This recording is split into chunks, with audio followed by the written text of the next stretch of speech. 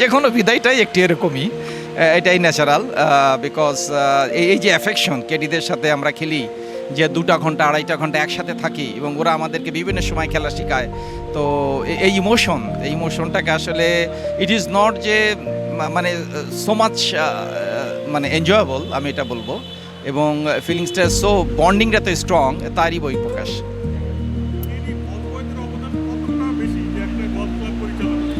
আমি সবসময় ওদেরকে বলি, they are the most important pillar of the golf club.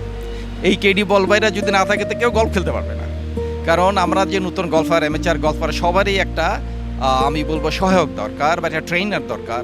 তো সেই দায়িত্বটা তারাই পালন করে, তারাই আমাদেরকে গলফ খেলা শেখায় এবং বিভিন্ন সময়ে আমাদের বিভিন্ন রুলস রেগুলেশন সম্পর্কে বলে।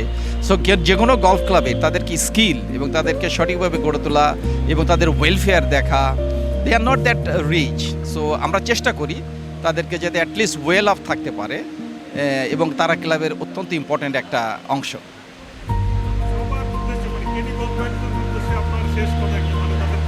আমাদের একটাই উদ্দেশ্য, ক্লাবে তোমার দায়িত্বটা পালন করবার ঠিক মতো, বি স্কিলফুল এবং বি অনেস্ট, যাতে করে তোমার দায়িত্বটা সবসময় সঠিকভাবে পালন করতে পারো। হেল্প দি অ্যামেচার গলফার, সবাই তোমাদেরকে পছন্দ করবে। আমি তাদের স্কিল এবং তাদের যেভাবে তারা দায়িত্ব পালন করে, as president I am very very happy.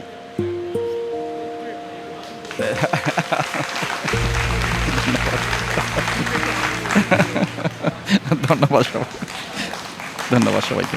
Thank you.